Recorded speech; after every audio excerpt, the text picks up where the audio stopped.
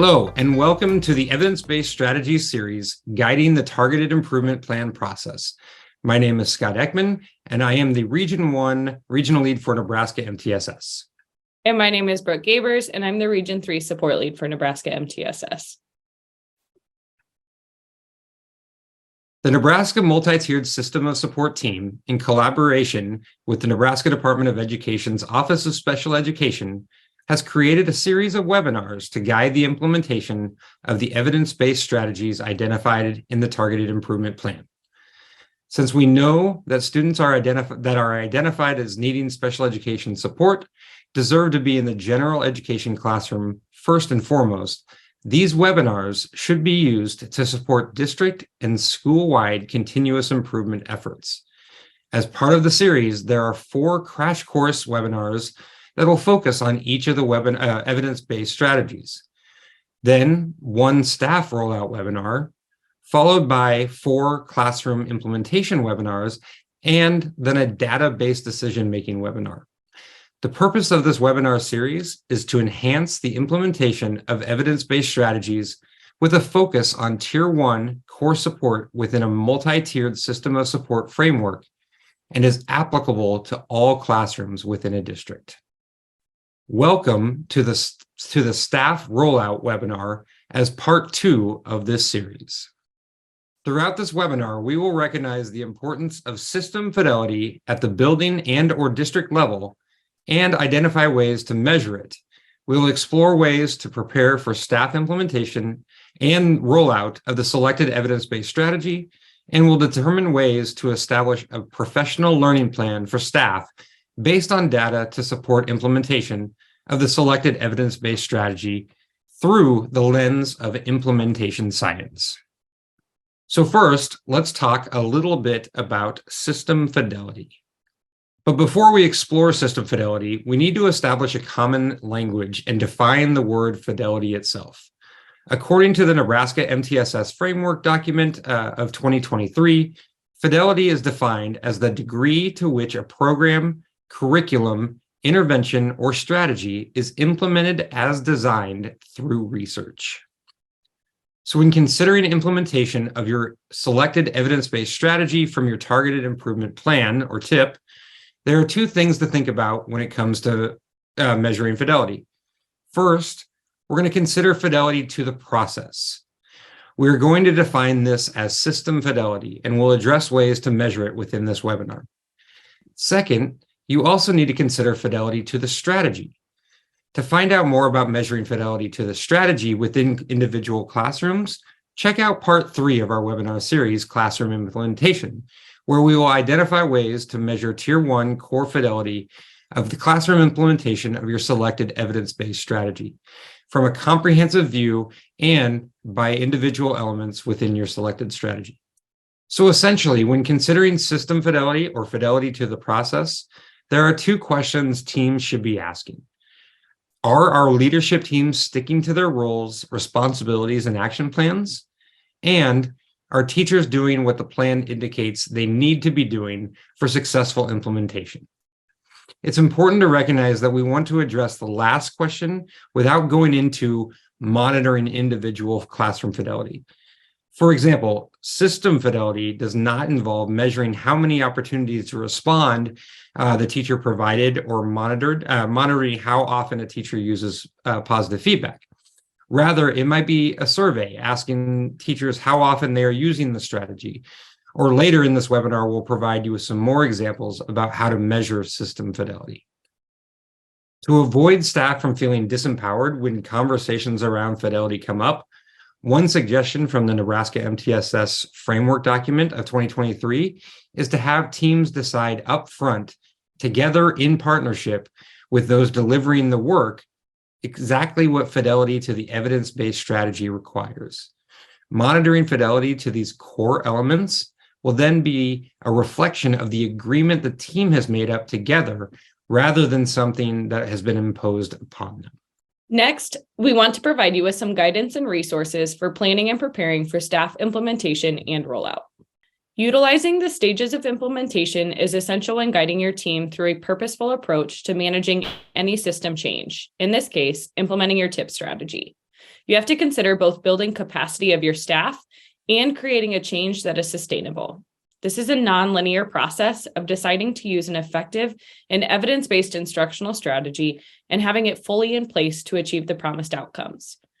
No program or practice can truly be considered sustained until it's been implemented with fidelity for at least 2 to 4 consecutive school years. This reality can be difficult and requires a commitment from all involved to avoid drawing conclusions about a program and its effectiveness until multiple years have passed. In education, resources and time are limited, so having strategic and deliberate implementation is often the difference between programs that fall and programs that create sustainable change. When full implementation is achieved, staff are implementing the practice or program with fidelity, and student outcomes are headed in the right direction. It's the way you do business. As we progress through the remainder of this webinar, we are going to address specific actionable steps leadership teams should take within each of those stages of implementation. Intentionally, our entire webinar series is designed to address each stage of implementation and support your team every step of the way. In the initial exploration stage, teams are focusing on figuring out what their new strategy is. The crash course webinars are here to support you in those efforts. During the installation and the initial implementation stages, teams are trying to determine the best, most efficient, and most sustainable ways to implement their selected tip strategy. This staff rollout webinar will help you identify specific actions for each of those stages. Teams can also find support for the initial implementation or elaboration stage in the classroom implementation webinar. Finally, when teams are asking themselves, how can we do this even better? They can find support around the full implementation stage in the database decision-making webinar.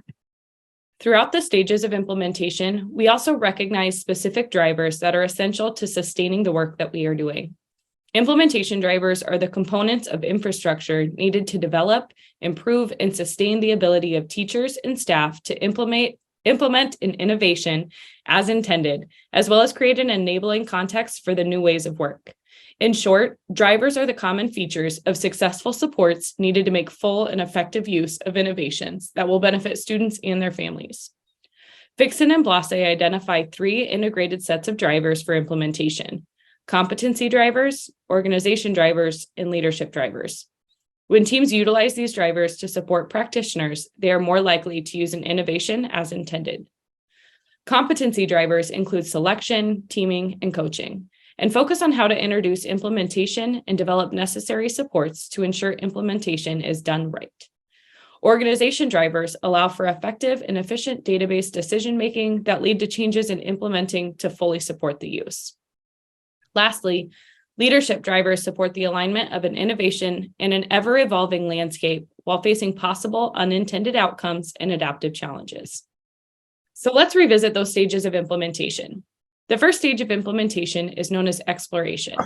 During this stage, teams should recognize the implementation requirements as outlined by their selection and commitment to an evidence-based strategy in their targeted improvement plan or TIP. Next, teams typically evaluate the goodness of fit of whatever innovation of practice they're implementing.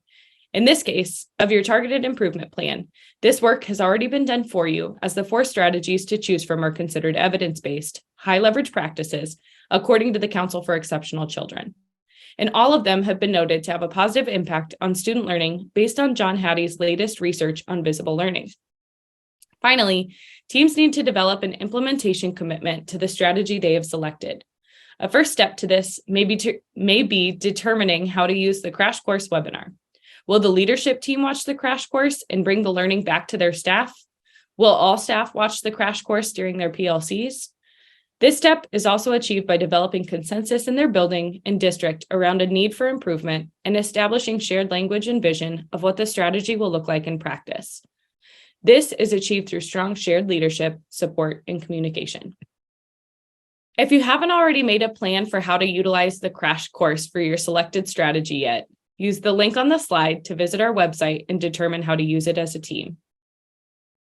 We recognize the importance of leadership support throughout all of implementation. So as we progress through each stage, we'll address those critical features of leadership support throughout. For the exploration stage, it's important for administrators and leadership teams to make public statements of support for the initiative. For example, leaders promote the priority of the initiative through discussions at staff meetings and other forms of staff communication. This signals to staff that the work is a priority and helps to mobilize them to support the implementation of your selected TIP strategy. Leadership teams should also work to build collective ownership during this initial stage. Developing this critical mass of staff support helps to get the initiative started. This support can also help defend against detractors and helps to move the initiative forward during the initial implementation stage. One way to build collective ownership is by sharing current academic or behavioral data with staff to demonstrate a need for improvement and how your chosen TIP strategy can address that need. Once we have determined the TIP strategy to focus our efforts, there is work to be done to install the necessary structures to ensure implementation is successful. The installation stage is key, however, it's often skipped. And while there is only a subtle distinction between the installation and implementation stages, focus must be placed on what needs to be in place before the initiative is actually implemented with students. During the installation stage, we will discuss the importance of a strong teaming structure to guide the work and how the leadership team can audit current resources. This means taking stock of current practices and assessing the need to remove any redundant tools or practices and add any additional practices or tools to address gaps before initial implementation. During this stage, it's important to consider how we can integrate the implementation of our selected TIP strategy into already existing work. This helps schools avoid initiative overload. Teams should plan and prepare for implementation, which includes clarifying the roles and responsibilities of all involved in implementation, including administrators, leadership teams, the staff, and school community.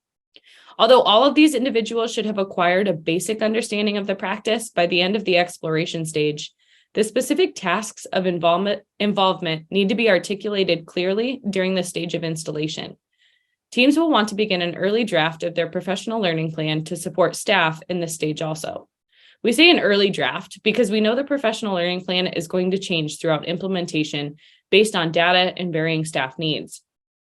This plan for support may include formal training, but may also include structures for staff or school teams to collaborate by sharing strategies, as well as by modeling and viewing the teaching of lessons in a peer-to-peer community of practice. Later in this webinar, we'll provide you with more information about professional learning plans. Finally, in this stage, teams need to determine the structure for measuring fidelity of implementation. Whenever possible, let's use our existing teams to guide a new initiative, such as the TIP strategy, to reduce redundancy and duplication of efforts. Through a multi-tiered system of support, teams are established to analyze data, identify strengths and areas for improvement, and develop an action plan for growth.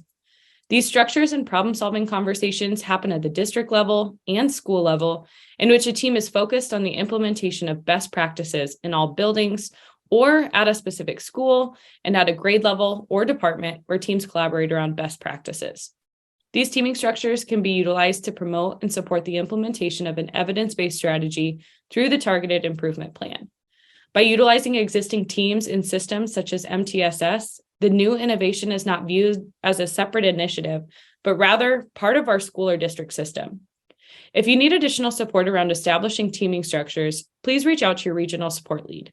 Contact information is available on our website. So what does planning and preparing for initial implementation involve?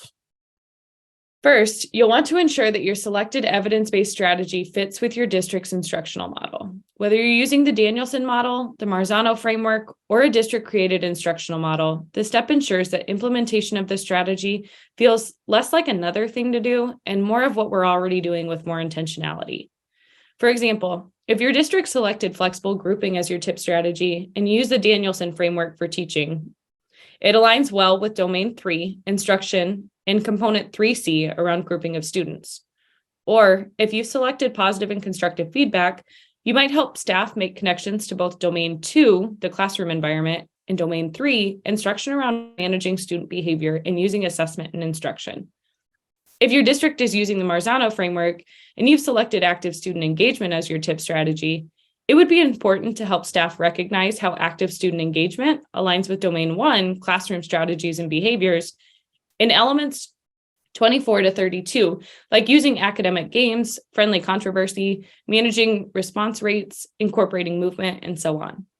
Finally, if you're using your own district-created instructional model, there are still opportunities to find connections between it and your TIP strategy.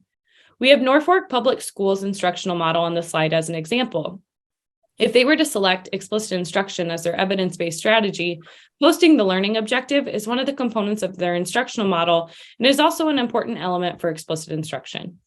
A great reminder from McIntosh and Goodman is that when planning and preparing for the implementation of your TIP strategy, implementing that practice with Fidelity should be one of the top 3 goals of the school improvement plan, and the activities for implementation can be embedded within its steps. Integrating continuous improvement efforts and aligning initiatives helps to reduce redundancy, maximize resources, and prevent a duplication of efforts in your building or district. For example, if your district is implementing positive behavior interventions and supports, or PBIS, and you've set a continuous improvement goal to decrease the number of office referrals, integrating PBIS and TIP efforts might look like setting a goal around establishing a school-wide ratio of positive to negative feedback to decrease the number of referrals. If you set a social emotional behavioral learning goal to increase student social awareness, one of the 5 competencies from the Collaborative for Academic and Social Emotional Learning, or CASEL, you might use flexible grouping as an evidence-based strategy to achieve that goal. Or maybe on recent culture and climate surveys, the secondary building notices that perceptual student boredom is of high concern.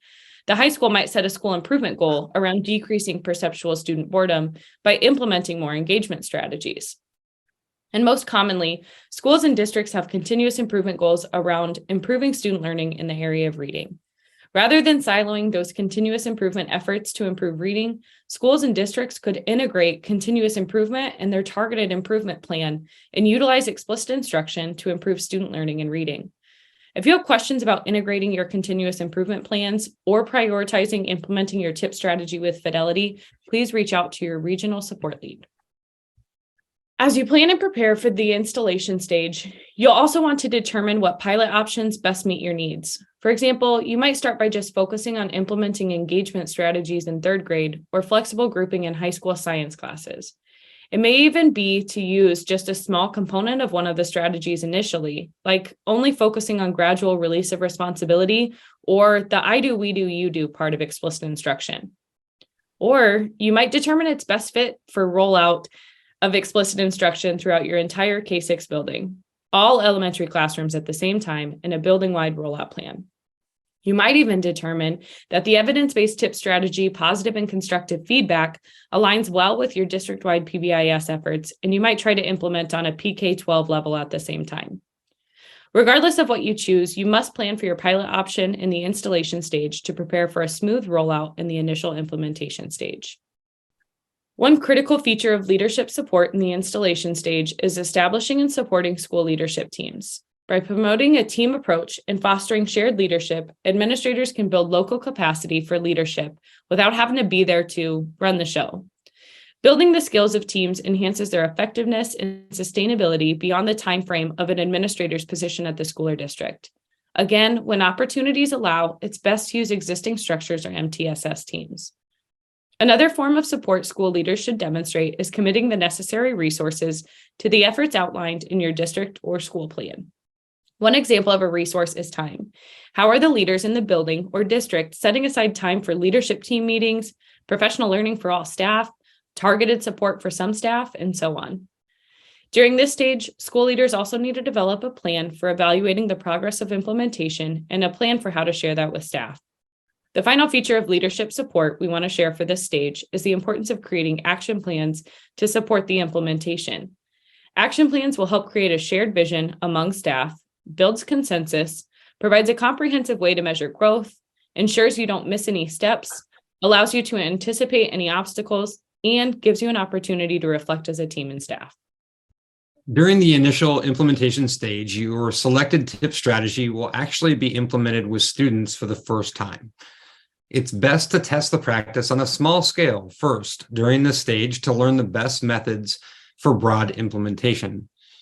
Implementation here should be based on the pilot option you selected in the installation stage, whether it was just implementing a piece of your selected strategy, like gradual release of responsibility, or in piloting engagement strategies in 3rd grade. Regardless of what pilot option you determine, it's imperative to provide intensive support to your teachers who are implementing. Later in this webinar, we'll give you some guidance around how to establish a professional learning plan to support your staff, but you'll also want to consider other ways staff can be supported. For example, how are walkthroughs going to be utilized to not only measure fidelity, but also create coaching opportunities? Could you utilize the format of instructional rounds to build staff confidence and competence around implementation of the strategy? How could PLC time be used to enhance collective teacher efficacy and support conversations about the impacts of your selected tip strategy? Possibly, could you promote internal peer modeling and coaching? Leadership teams should strategically plan how they're going to support all staff initially and throughout the process. It should also be noted that not all staff are going to need the same level of support. So some will need more intensive support than others, and we need to be prepared for that. Leadership teams should also determine how they're going to measure system fidelity and collect the data. Again, this is more of a check to see if it's happening overall in the building at this stage, not drilling down to specifics in the classroom. Essentially, when measuring system fidelity, we are looking for the percentage of staff who are implementing or following your plan for the rollout of your selected tip strategy. So in order to measure this, you must first have established in your implementation plan how frequently you expect staff to be using the selected evidence-based strategy. Throughout the stage of implementation, it's imperative that we maintain that systems level thinking rather than monitoring individual classroom implementation. So in measuring system fidelity, we have to return to those two questions that we mentioned earlier. Is our leadership team sticking to their roles, responsibilities, and action plans? And are teachers doing that plan, what the plan indicates they need to be doing for successful implementation? There are a number of ways to measure these two questions. One way would be through staff surveys or asking staff to gauge how frequently they believe they are implementing this evidence-based strategy. It also might be helpful to assess staff confidence in using the selected tip strategy within that survey as well. For example, if you note that only 32% of our staff feel really confident in implementing various flexible grouping strategies, you would want to provide more opportunities for professional learning and coaching to build that confidence before moving forward with implementation. Those quick kind of pulse checks with the staff to gauge their perception of implementation can also be helpful in this stage. Walkthroughs are another effective way to gather data. Again, the intent at this stage of implementation is to gain kind of an estimated systems level data point that shows how many staff members are implementing the selected strategy as intended and how often. It's not necessarily to provide individualized feedback or coaching. Monitoring lesson plans to determine how frequently staff are planning to implement the selected strategy is also an effective measure of system fidelity. Finally, the leadership team should be assessing system fidelity by monitoring their completion of action plans or steps within their implementation plans. So in this initial implementation stage, standards for implementation should be set and maintained. Teams and staff need a clear framework and criterion for what successful implementation of our selected tip strategy looks like. Once that vision is created, it's important to use that information to guide kind of our implementation plans. Another critical feature of leadership support during this stage is to collect system fidelity data. Once that data is collected, it's essential that leadership teams then review that data and those efforts consistently towards their action plan. One suggestion might be to review that data monthly. Finally, leadership teams should also be providing feedback to staff about their progress towards their goals and create that space for staff to provide feedback to the team about how to make improvements for implementation. In order to review efforts and provide feedback to staff, administrators and school leaders should consider attending and leading professional development or attending PLCs and other meetings where staff are discussing those strategies. Excuse me. The next stage of implementation is the elaboration stage. In this stage, the structures we've established during initial implementation helps us to expand the initiative to new areas, individuals, or time. One key aspect of Elaboration is that we continue to test our implementation and we adjust the practices and systems based on the lessons we've learned. A leadership team could use the problem-solving process to identify areas of improvement, make adjustments, and evaluate success. As we move through the elaboration stage, our strategy becomes more established and more embedded into our daily way of doing business.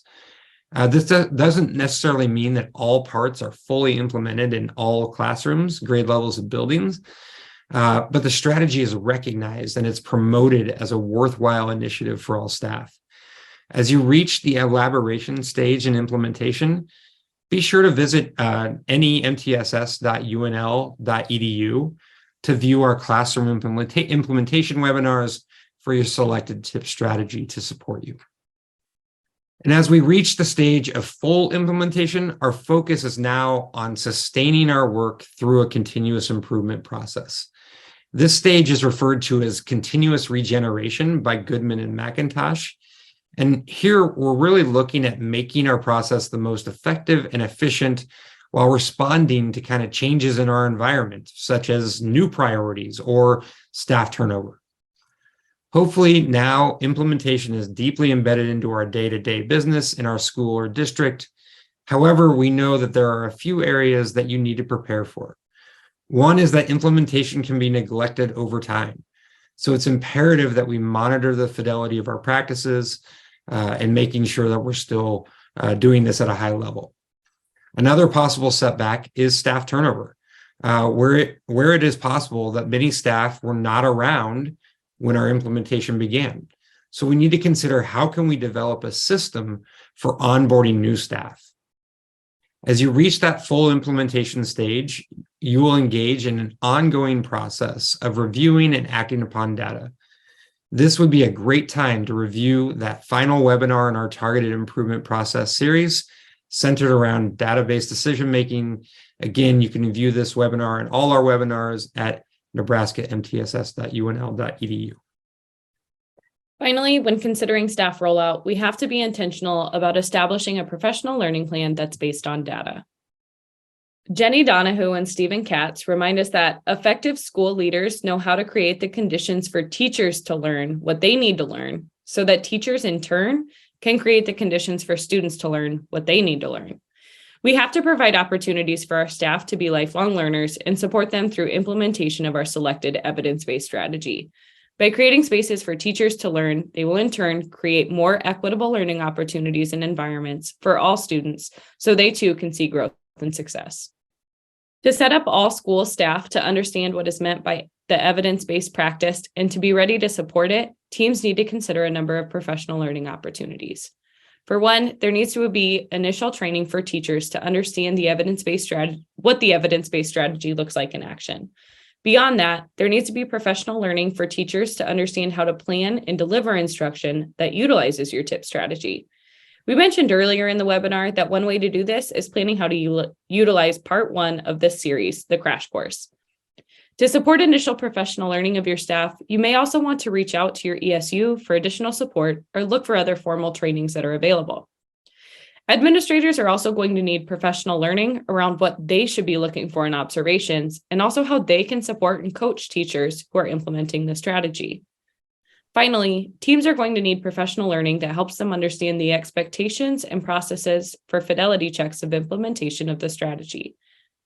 It's important to note that as you begin to collect system fidelity data, your professional learning plan will and should adjust based on the data to meet staff needs. Similarly, as you collect classroom fidelity data, your professional learning plan will continue to adjust to meet more individualized staff needs. What kind of ongoing professional learning will all staff need? What targeted support will some of your staff need?